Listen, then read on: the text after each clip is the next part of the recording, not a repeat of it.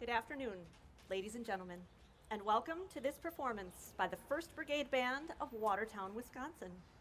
We, the members of the band, are pleased as goober peas to have you join us for a celebration of music, storytelling, and living history.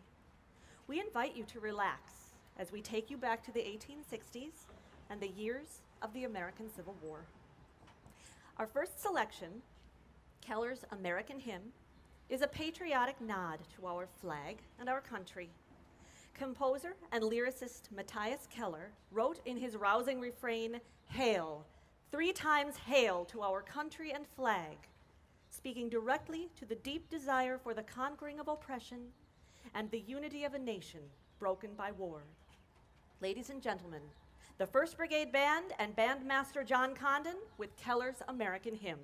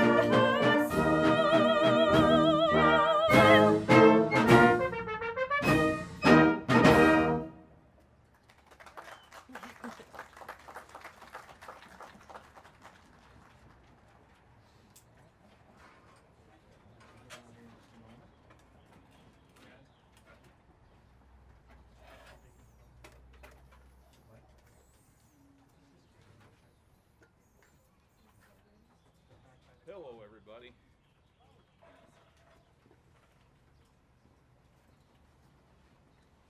Okay, now I'm on. I'd like to say just a few words about the instruments you see in the band before you. I'm going to give you the Cliff's Notes version. The band is divided into E-flat and B-flat brass instruments, which doesn't change the sound or anything. It's just an interesting concept. And I think I'd like to talk more about the shapes of the instruments right now. So we have different shapes of instruments in the band, and it wasn't so much that they were just randomly experimenting, but there was a lot of experimentation going on. Primarily the form is dictated by the function. So we have bell-up instruments. If you had to hold your bell-up instruments, you don't have any bell-up instruments. That's amazing. That's probably the first time. We would have bell-up instruments which look like modern tubas, but they go all the way down to all sizes. And then we have circular instruments. I think we have at least a couple circular instruments. Maybe you can't see that, but those are... They had circular instruments for cavalry instruments, so you could play them while on horseback, hold the reins with one hand and push the buttons with the other. But they also extrapolated that down to the smaller instruments. Then we have the over-the-shoulder instruments, such as this, and that was the kind most associated with the Civil War because you had troops marching and the band would be at the head of a column of troops, and you wanted the sound to go backwards to the good guys, not the guys who were going to shoot you a little bit down the road. And of course we had bell front instruments too, which look like modern trumpets and cornets. So we have different shapes. There were actually shapes besides that, but I don't think we have any of them with us today. And we don't only have brass instruments, we also have some woodwinds. We have a piccolo and a flute, and they add a nice sparkle that the brass can't provide up at the top of the ensemble. And of course we have our battery of percussion, cymbals, snare drums, and a bass drum. And with that, moving along, Mr. Dwayne Roberson is going to take the stage and direct the next portion of the program.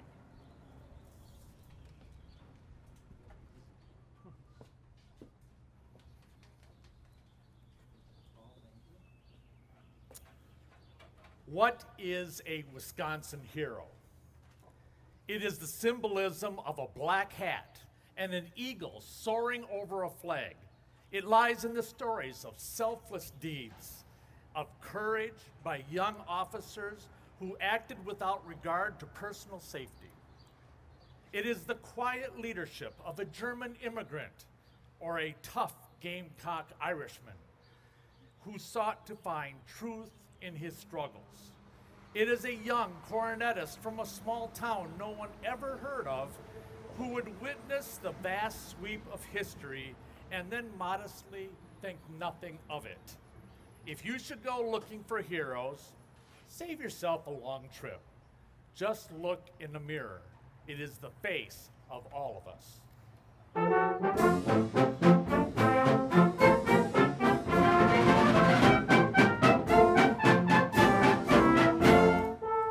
The Badger State answered the first call to arms with so many volunteers that men were actually turned away. The Republican administration thought that the war would be short, 90 days in fact, and that they would not be needed. It would all soon be over. When this was proved not to be the case, Wisconsin continued to fill the ranks.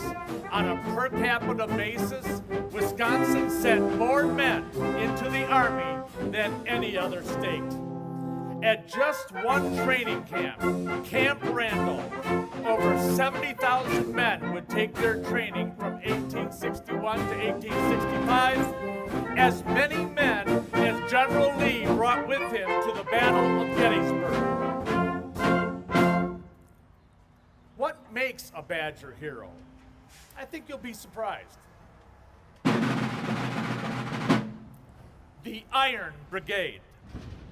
The Iron Brigade initially consisted of the 2nd, 6th, and 7th Wisconsin, the 19th Indiana, and the 24th Michigan. They were known in the war, early in the war, as the Black Hats because of the black hardy hats worn by the soldiers, rather than the blue kepis worn in most other units. the All-Midwestern Brigade earned its famous nickname at the Battle of South Mountain in September of 1862. Army of the Potomac Commander Major General George B. McClellan asked General Joseph Hooker, "What troops are fighting in the pike?" Hooker replied, "General Gibbon's brigade of Western men." McClellan turned and said, "They are the best troops in the world. They must be made of iron." From that moment on, the name Iron Brigade became synonymous with the iron determination of the Union. Irish Sergeant Mickey Sullivan writes of the Iron Brigade at Gettysburg.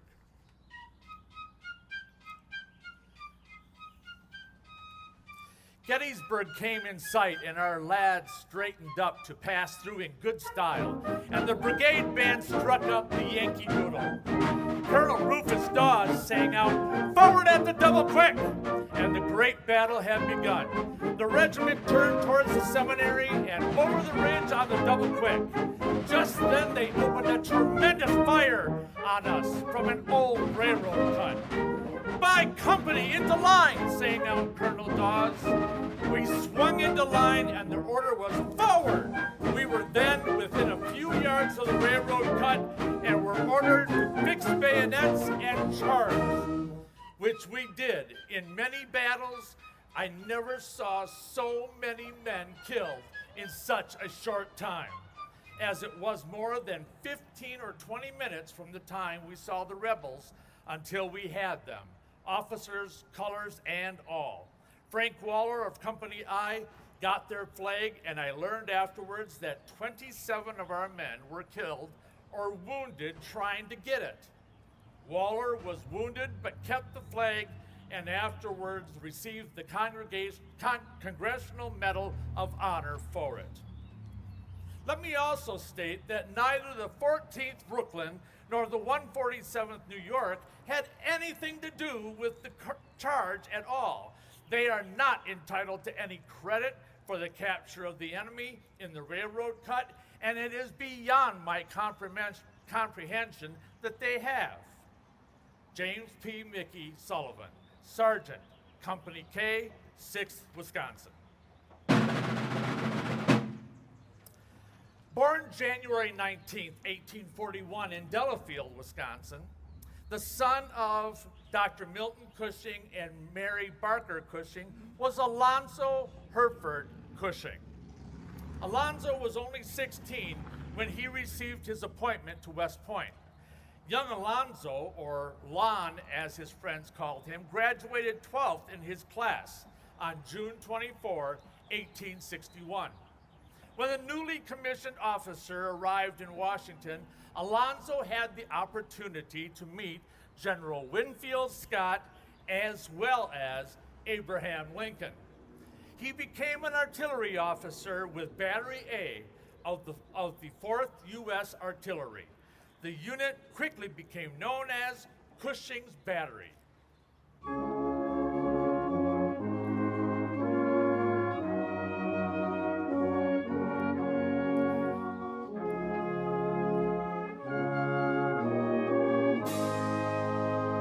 On the first day of battle of Gettysburg, Alonzo assisted General Hancock in placing the troops on top of Cemetery Ridge. On the second day, his battle helped drive the Confederates back after a long day of fighting. The next day, Alonzo's battery was assigned to help defend the Angle, located in the center of the Union line on Cemetery Ridge. This was the exact spot where General Lee sent Pickett's charge. While defending his position at the height of the charge, Alonzo was wounded in the right shoulder and the groin area, but refused to leave his post despite the tremendous bleeding and horrific pain. He remained with his guns and moved them forward to a spot just behind a stone wall where the Confederate infantry seemed headed. The new position put them in danger. His guns tore huge holes in the ranks of the advancing rebels, but the return fire took its toll. His men began to fall until one by one, all of his guns went silent, save one, the ordnance rifle manned by Cushing himself.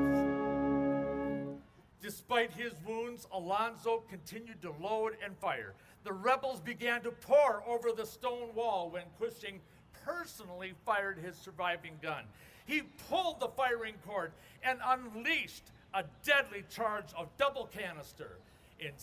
Instantly, the rebel assault seemed to evaporate. At almost the precise moment, Cushing was struck in the mouth by a bullet, killing him instantly. Alonzo Hereford Cushing was buried with full military honors on July 12, 1863 at West Point. He was a Badger hero on a field of heroes. Old Abe, the Battle Eagle. It went like this.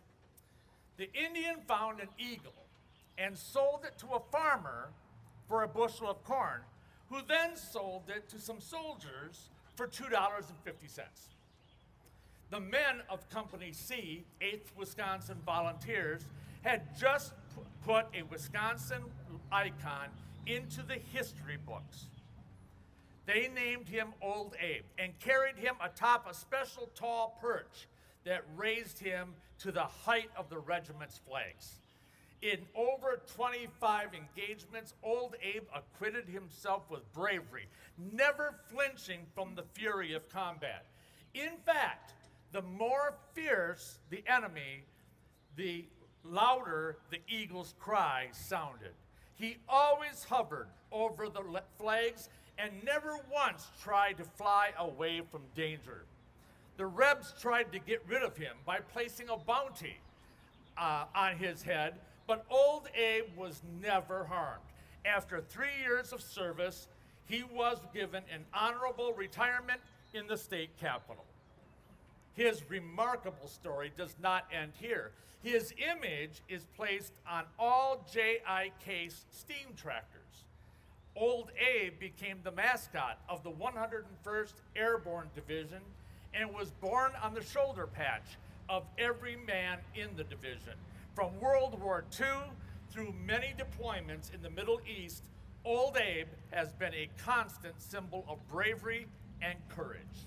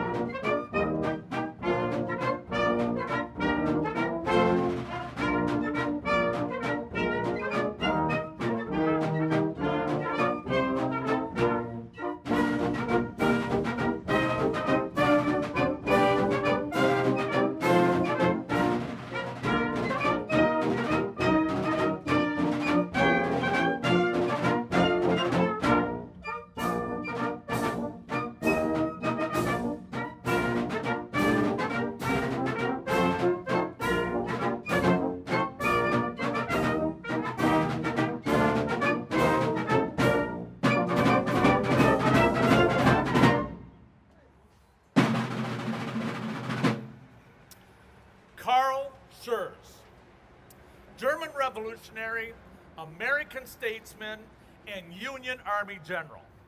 His wife, Margareta Schurz, and her sister, Bertha von Range, were key to starting the kindergarten system in the U.S.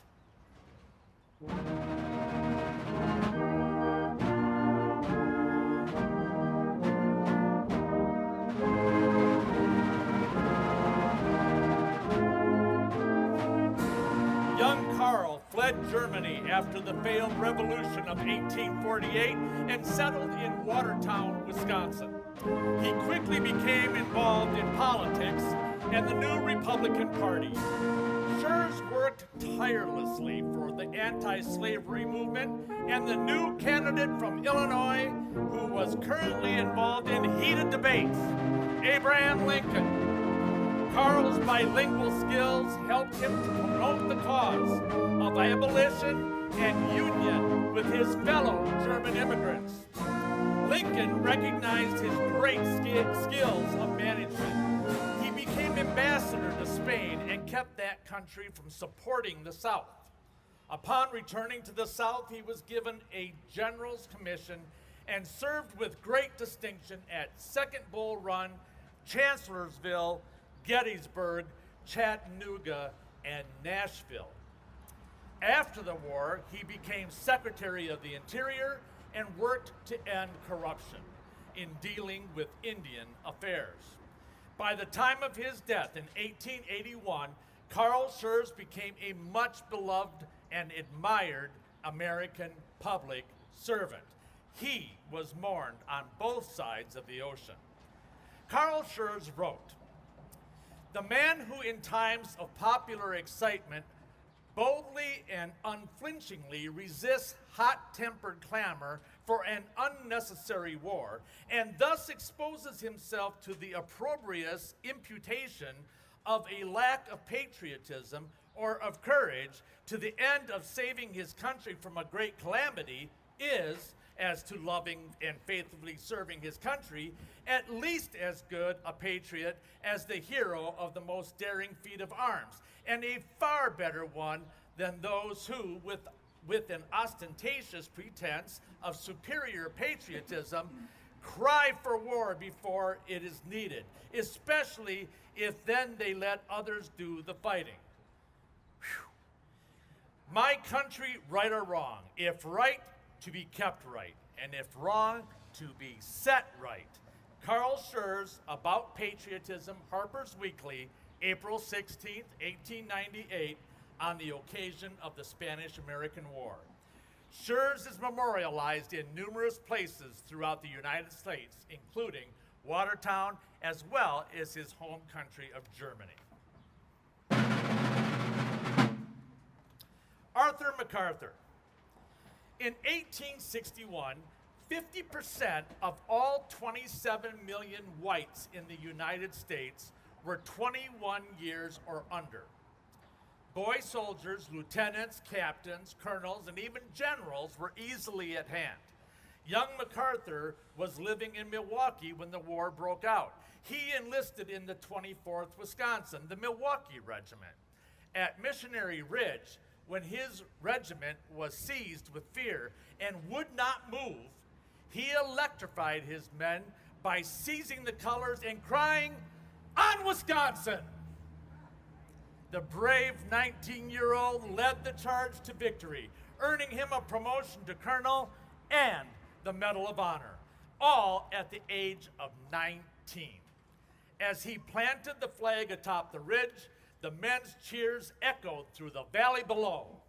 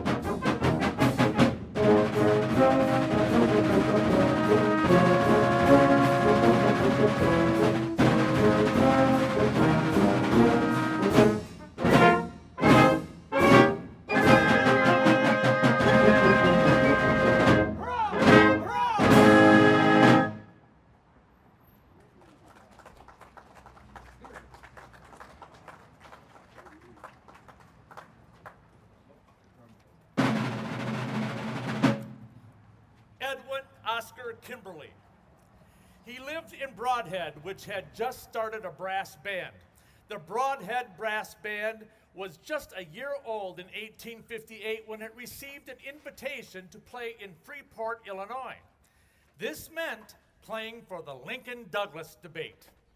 History would say that this was where the fuse was lit to the coming explosion of war. Oscar witnessed Abraham Lincoln and Stephen A. Douglas define what was in store for the nation. When war came, Oscar was still playing his cornet, only now as a member of the 3rd Wisconsin Regimental Band. He traveled to Maryland and Virginia. Titanic struggles were taking shape. While great armies were on the move, Oscar's place was with the command of the hapless General Nathan P. Banks. Banks was completely outclassed by his opponent, General Stonewall Jackson. He saw his army's utter defeat and its great headlong flight back to the safety of Washington. An expired enlistment brought him back to Wisconsin when he re-enlisted as leader of the 1st Brigade Band. It was here that he met the likes of General Oliver Otis Howard and William Tecumseh Sherman. He marched on Atlanta and through the Carolinas. At war's end, he paraded past Andrew Johnson, Secretary of War Edwin Stanton, as well as Generals Sherman and Grant. Oscar led his musicians to Galena, Illinois to play for the triumphal return of General and Mrs. Grant. Edwin Oscar Kimberly was on the stage of history as few had ever been, and he experienced it all without firing a shot nor harming a soul. He literally played and sang his way through history, and I thank you very much.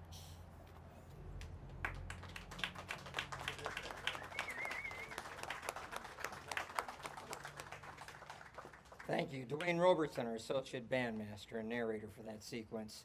I'd like to recognize Miss Jania Allard over there, who sang Honor to Our Soldiers in the beginning. Appreciate that. And of course, our friend Paul, who helps us with instruments. So very grateful for all of that. I'm here to promote the band a little bit. And what I'd like to say is that if by any chance you get a chance to, I'll come down a little bit just in case it's not getting these frequencies right. I'd like to ask you to check over here on our table for the lovely ladies over here and gentlemen that are helping us selling our wares, so to speak, as far as CD recordings and hats, and there's shirts and sweaters and all sorts of things of that nature. But more so, if you can, check out our websites, firstbrigadeband.org, which is 1stbrigadeband.org, or the First Brigade Band on Facebook. Please pass it around to your friends and give us a like or two. We would love to see you at our next concerts and events in the future, which, by the way, after this will be at Old Main. And we'll get another half-hour circle concert at that point. Half-hour circle concert, just in case you missed that. So that'll be fun. We had a lot of fun this morning. And this morning when we were up at the Arnold House, and it was nice that they got to feed us some of that yummy beef stew. Band, how do you like that beef stew? It was awesome. So thank you so much, and we've been treated very nicely. We're going to go on now with Dwayne's going to be leading, our associate bandmaster, and going on to an entire new sequence.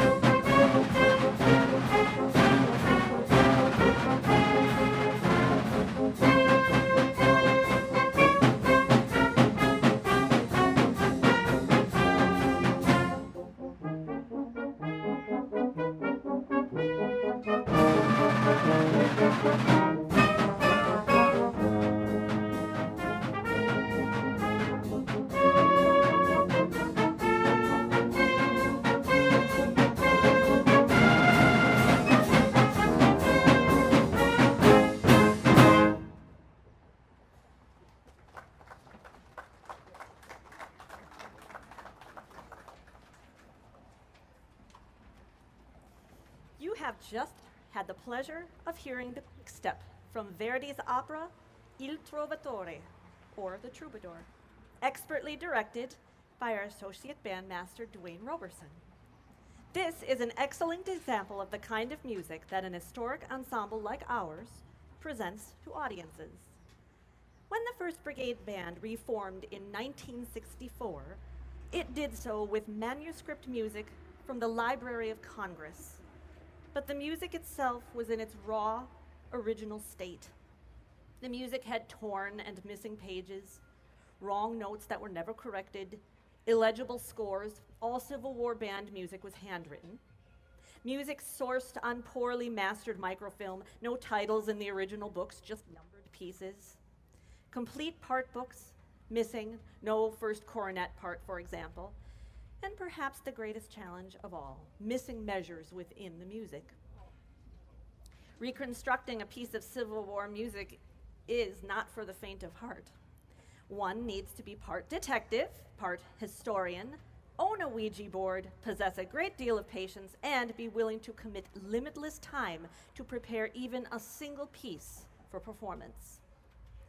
Over the years, a number of volunteers have tried their hand at music reconstruction with varying degrees of success. Beginning in 1890, Dan Wolpert, Director Emeritus of the 1st Brigade Band, began not only the exhaustive labor of music reconstruction, but also the construction of complete conductor's scores for all of our pieces. That mantle has been passed on to a succeeding generation that includes the arranging and transcription team of Deb Gilbert, Ed Pierce, Nancy Campbell, Juanita Eddington, Steve Lewick, and Dwayne Roberson. Today, we are proud to present to you several selections that we have rescued from oblivion. At a White House concert for President James Buchanan, Marine Bandmaster Francis Scala chose to premiere a new composition that he called the Ladies' Polka. Scala was not only a highly gifted musician, he also knew how to lobby the Washington Political Society to his advantage. He therefore dedicated his work to the wife of a congressman. Bandmaster Scala did so only after he was assured the couple would be in attendance of the program. The 1st Brigade Band gives you the Ladies' Polka. And I would like to take just a second to add that this piece of music, being the Ladies' Polka, I dedicated this piece, this arrangement, to someone in our band. And it says it right on the header of the music. And I want you to know that sitting in our band, our piccolo player, Ruth Polka, has 55 years with this band. 55 years. I don't know if you can see her back there, but that is an incredible feat. And we do have somebody chasing her too. But we'll talk about him on another time because I want to dedicate this piece to Ruth. And I hope you enjoy it.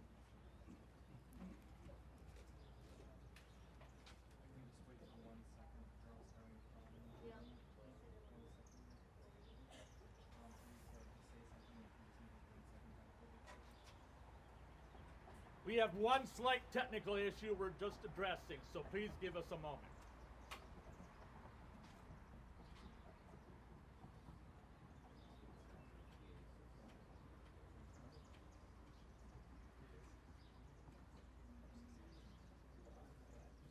While we wait, I can tell you a little bit about this process. As was told to you about the music that we get, the music we see, the music that we are either we're transferring or transcribing or arranging. Just so you understand, transcribing means taking a piece of music that's already written and putting it into digital font on a computer. That way we feel we'll be able to hang on to this music for a much longer period of time rather than have it deteriorate like paper would. And also, we have issues with just wondering about, is some of the music right? I mean, we hear some of the notes are not quite right or something's missing. As Jania said, sometimes it's an entire measure of music that's written, and that's only because there was many of the soldiers, many of the band members, they were not highly educated necessarily. And some of them would just copy down the music from the conductor's score. So it made it a little bit tough at times for them to do that. And so what we do is we take all of that, transcribe it, but we also go to different sources, like, for example, maybe the Library of Congress or something like that, and we get Civil War era music, maybe done on piano, and then we arrange it so that the whole band can play that piano music. And so that's actually an example of what you're going to hear now with the Ladies Polka.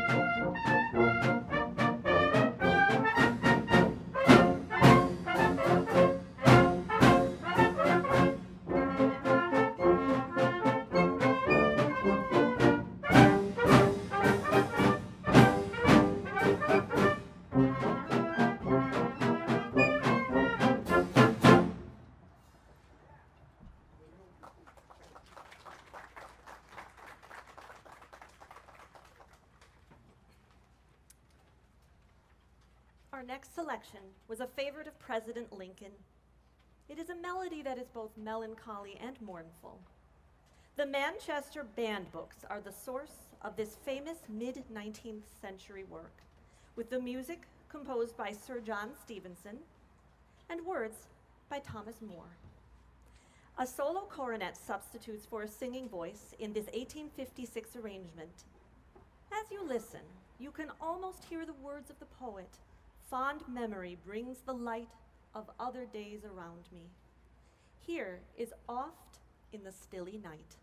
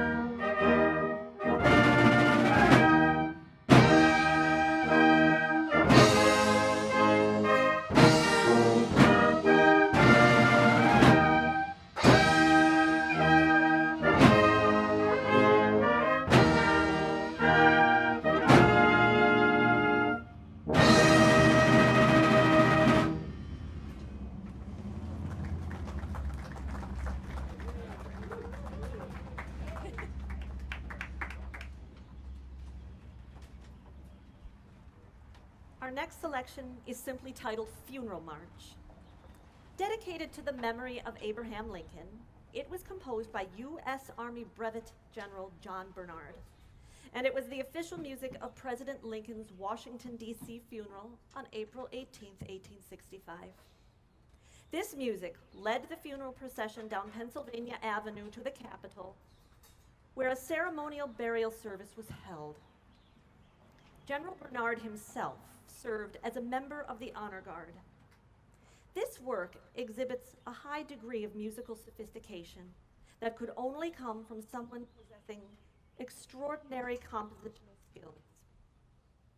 General Bernard, an 1833 West Point graduate, spent 48 years in the Corps of Engineers, and during the Civil War was in charge of Washington's defense. This work was published in very limited quantities, and only a few copies are known to exist today. The Funeral March.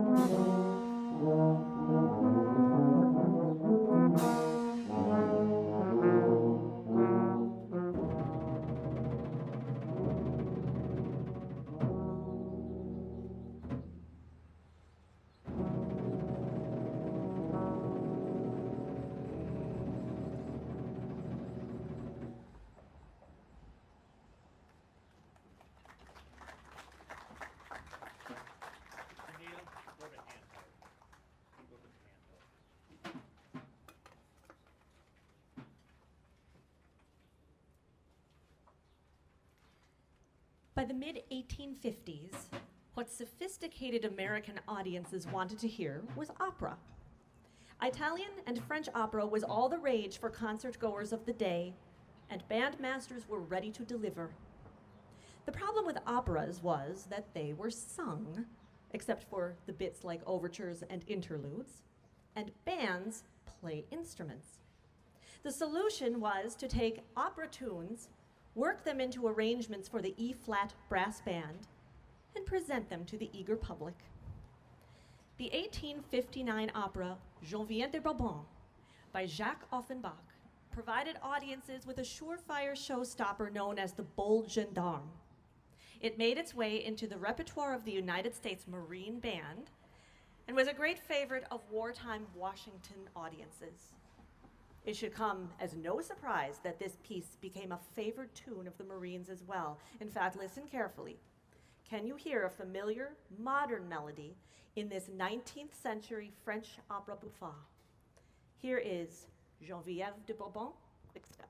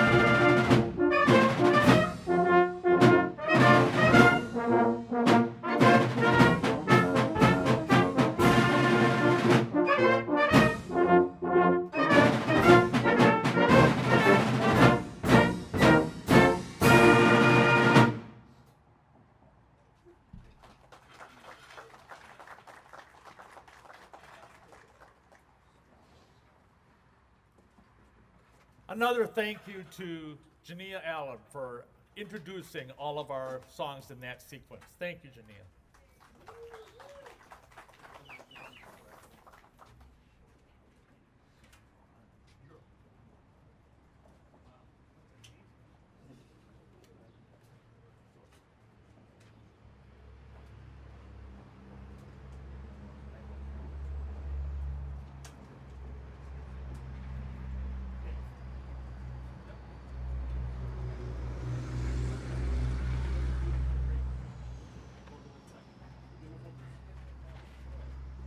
Just thought I'd take a moment to say things like, we get serious on these concerts, as you know. We also have some fun, and we had some fun earlier playing polkas and some quick steps and a few hymns over at the Arnold House.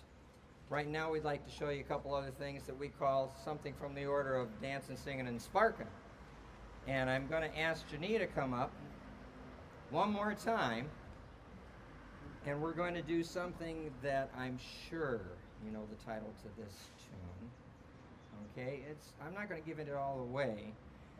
Its composer would be, starts with an S. You got it, Stephen Foster. And he wrote so many tunes. You know, it was said that this was his last tune, but guess what?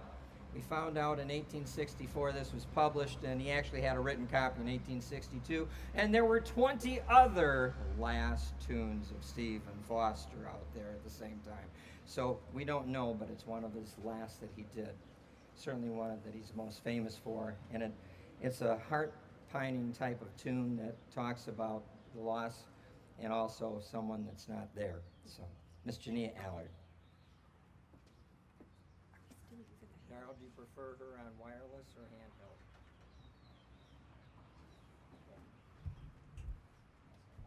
Got my Civil War microphone here.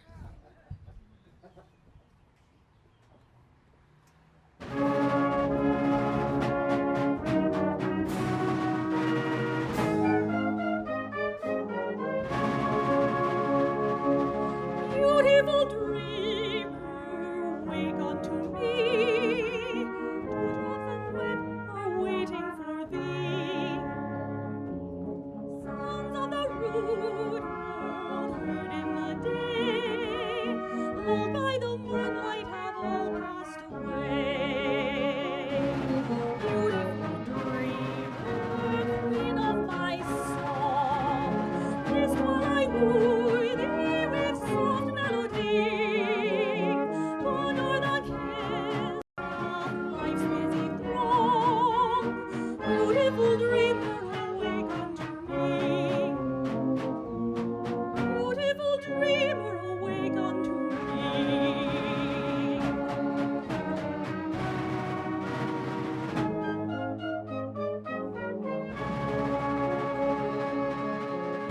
Beautiful dreamer out of the sea, mermaids are chanting the wild glory lee. Over the streamlet, vapors are born, waiting to fade at the bright coming morn. Beautiful dreamer, beam on my heart, it is the moon over streamlet and sea, then will all clouds of sorrow depart. Beautiful dreamer, awake unto me. Beautiful dreamer, awake unto me.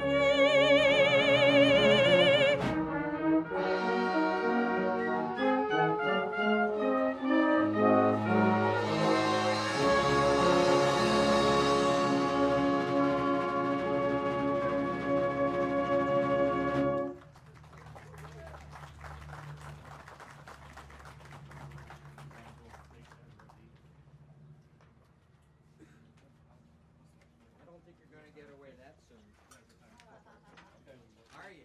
No, we have one more? What do you think? Should we get her to do one more? Now this is in the sparkin category. Sparkin, otherwise known as cavortin, and all those fine terms that the band seems to enjoy greatly.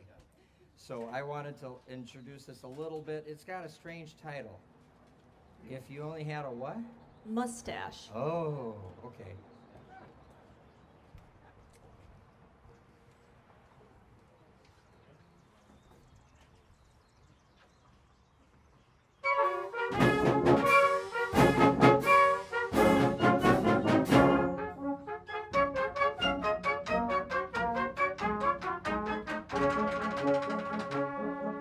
Oh, all of you poor single men, don't ever give up in despair, for there's always a chance while there's life of winning the hearts of the fair. No matter what may be your age, you always make it a fine dash. You can suit all the girls to a T if you've only got a mustache. A mustache, a mustache, if you've only got a mustache.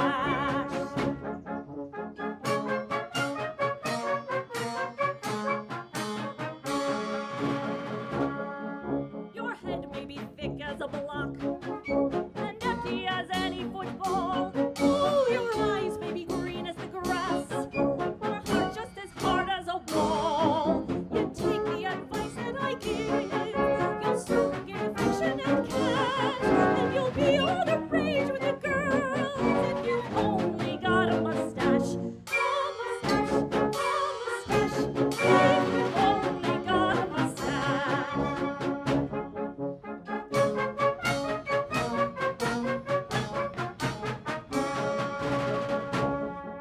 Jay once was in sorrow and pain because he was jilted, you know. So right down to the river he ran to swiftly dispose of his woe. But he followed my friendly advice and timely prevented the splash. Now at home he's a wife and 10 heirs, all because of his handsome mustache. Mustache, mustache, all because of his handsome mustache.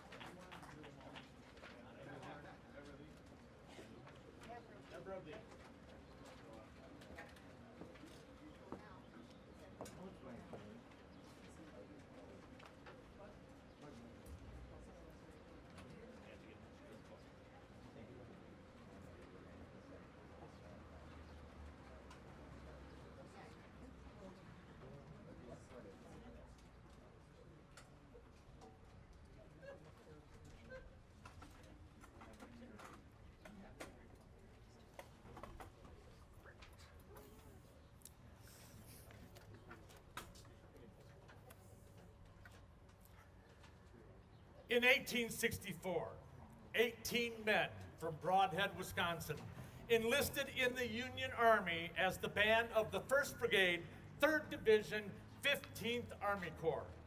They left their rural Wisconsin homes to march with General William T. Sherman in the campaigns of northern Georgia and the Carolinas. The band soon became one of Sherman's favorite musical organizations and later was referred to as the Model Band for Sherman's entire army. With their own funds, they secured some of the finest German silver instruments of the time, manufactured by D.C. Hall of Boston. Their tailored uniforms came from Smith and Bostwick of Janesville, and their music books contained 62 pieces, including patriotic music, dance tunes, funeral dirges, serenades, popular song, classical music from grand opera, and the ever-popular quick steps. Their duty culminated at the Grand Review in Washington, D.C., where they were the only band out of hundreds of participating bands that was cited in the newspapers for neatness of dress, excellence in military bearing, brightness of instruments, and the fine music discourse. Surely, this 1st Brigade Band had achieved a tradition of excellence.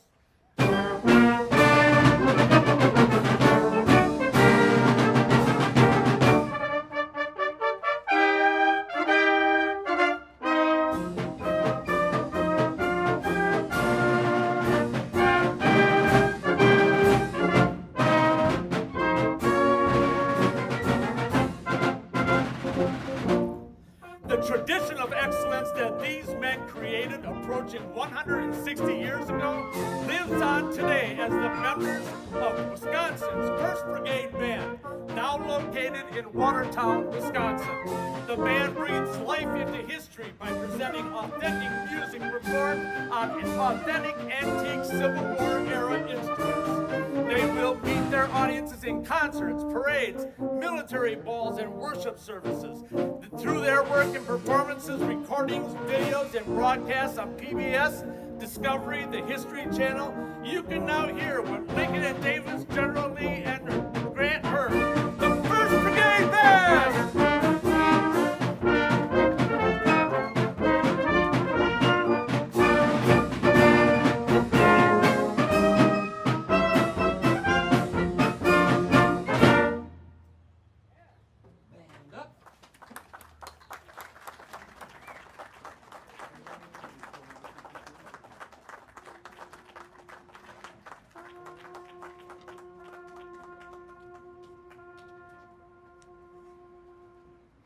Mine eyes have seen the glory of the coming of the Lord. He is trampling out the vintage where the grapes of wrath are stored. He is loosed the faithful lightning of his terrible swift sword. His truth is marching on. Glory, glory, hallelujah.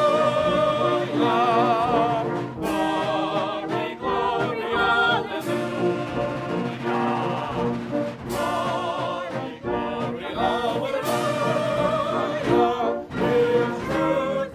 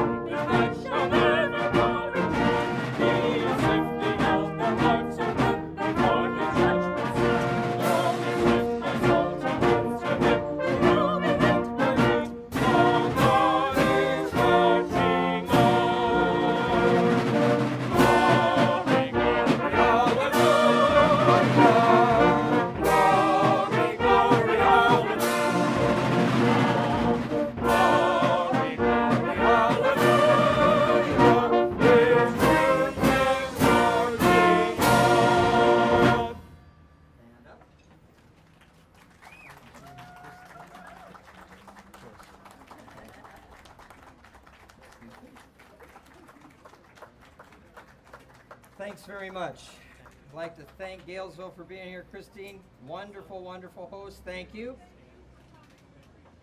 We had a lot of fun, and we'll have fun very shortly, as we said, Old Main. So thanks again. Introducing one of our newest soloists, Mr. Zach Jones. So, first time out. Thanks again, everybody. Take care. If be honest with you, you can look at all these instruments up here. They're all antiques. We're going to come down to you. And if you can talk to our players, we'd be happy to show you a couple things. But we're going to get busy to run over, but we'll take time to chat as well. Remember, they're all antiques, and like they say, some of our players are too. So, thanks much.